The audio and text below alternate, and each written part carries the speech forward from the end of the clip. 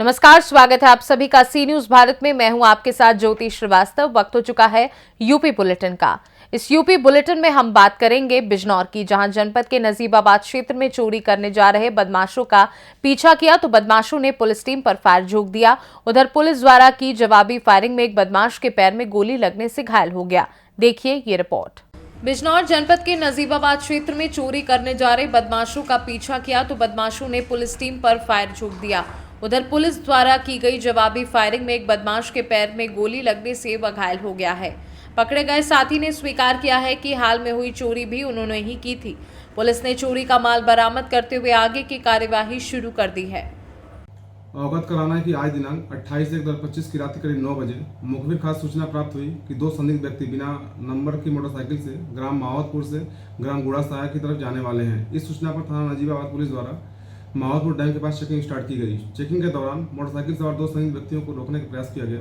उन व्यक्तियों द्वारा पुलिस पर अवैध असलहे से जान से मारने की नीयत से फायर कर दिया गया।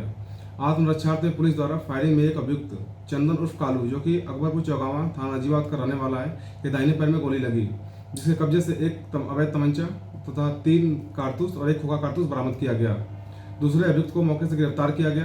पूछताछ में इनके द्वारा बताया गया कि दिनांक 21/22 की रात्रि में इनके द्वारा चोरी की घटना कायद की गई थी तथा आज फिर कोई अन्य घटना कायद करने जा रहे थे। इनके पास से उस घटना में चोरी किया गया माल भी बरामद किया गया है तथा इनके साथ 3 और अभियुक्त, जो कि अंधेरे का फायदा उठाकर भागने में फरार होने में सफल रहे, की गिरफ्तारी के लिए प्रयास किए जा रहे हैं।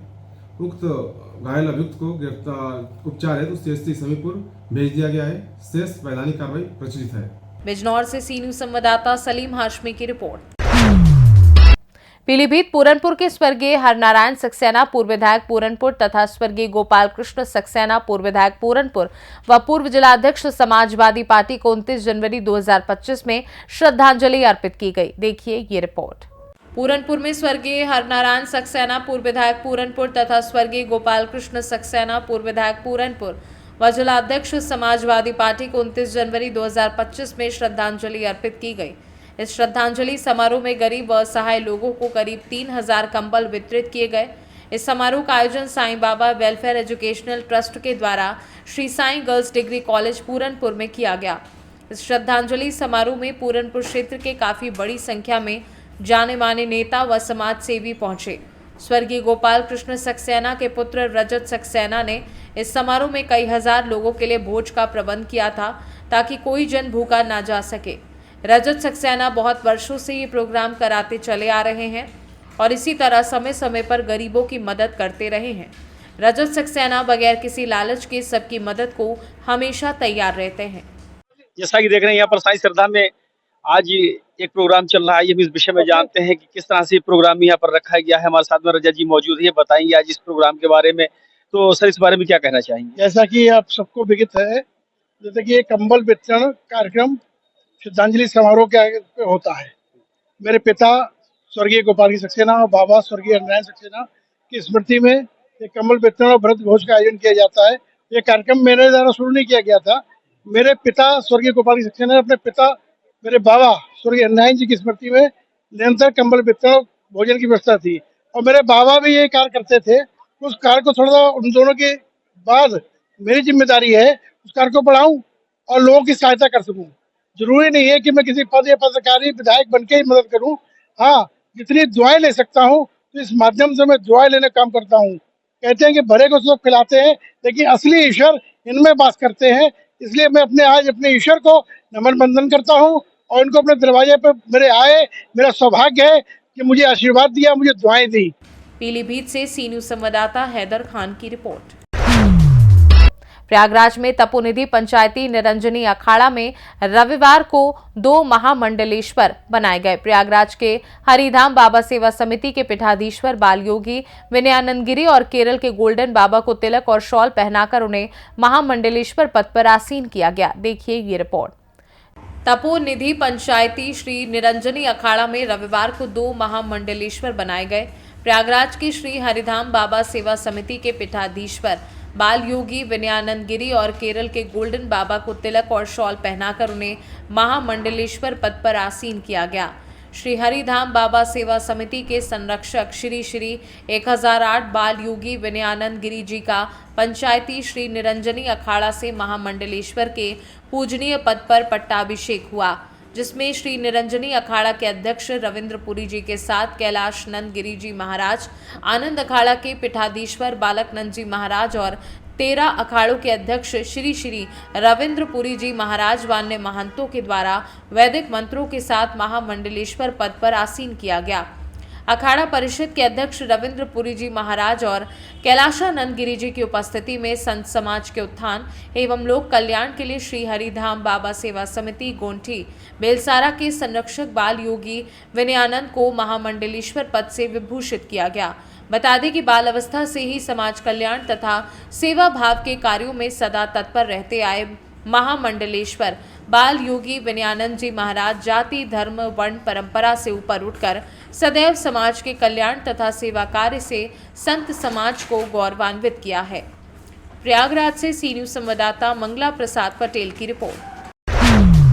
सोनभद्र जिला 4 प्रदेशों को जोड़ने वाला एकमात्र जनपद है। वहीं छत्तीसगढ़ से सटे होने की वजह से उड़ीसा से भी हजारों की संख्या में श्रद्धालु प्रयागराज और बनारस के जाने के लिए सड़कों पर मौजूद हैं। क्या है पूरा मामला, देखिए इस रिपोर्ट में।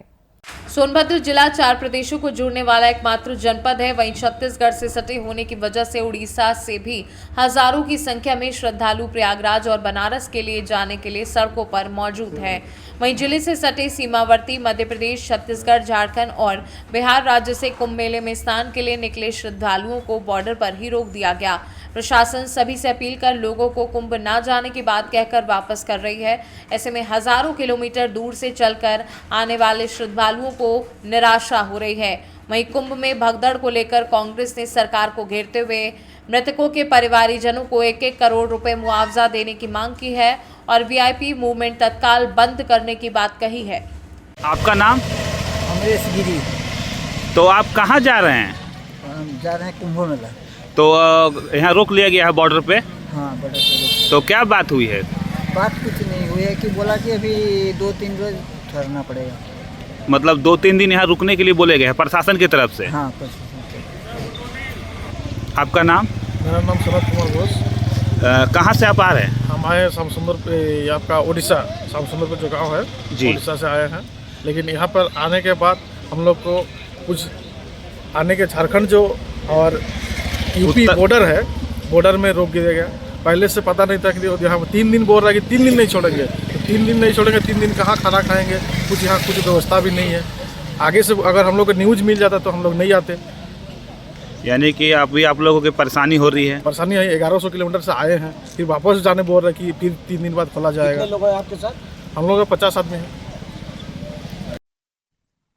इस ऐतिहासिक महाकुंभ की सबसे दर्दनाक घटना जो आज घटी है, जिन्होंने अपने प्रियजनों को, अपने परिजनों को खोया है, घायल हुए हैं, सभी के प्रति मेरी बहुत गहरी संवेदना है। लेकिन आज इस संवेदना के समय में एक बड़ा महत्वपूर्ण सवाल है, वो ये है कि भाजपा की प्रदेश की सरकार, भाजपा की केंद्र की सरकार और इलाहाबाद में, प्रयागराज में भी भारतीय जनता पार्टी ऐसे समय में जहां triple engine Bharatiya Janata party का हो, उस ट्रिपल इंजन में आज 16 दिन पहले कुंभ प्रारंभ हुआ। डेली का डेली ये 2.5 करोड़, 3 करोड़, 4 करोड़ का आंकड़ा ये चुटकियों में गिन के दे रहे थे। सोनभद्र से सी न्यूज संवाददाता कुमधत चौधरी की रिपोर्ट। उन्नाव रायबरेली मार्ग पर रायबरेली से कानपुर मुर्गी लादकर ले जा रहा पिकअप बीगापुर कोतवाली क्षेत्र के गौरी गांव के पास पलट गया। देखिए ये रिपोर्ट।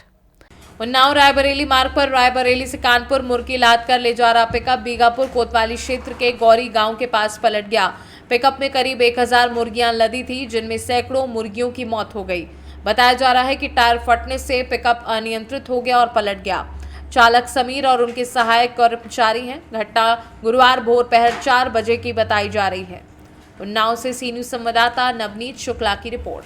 फिलहाल के लिए यूपी बुलेटिन में बस इतना ही। देश दुनिया की बाकी खबरों को जानने के लिए आप देखते रहिए सी न्यूज भारत।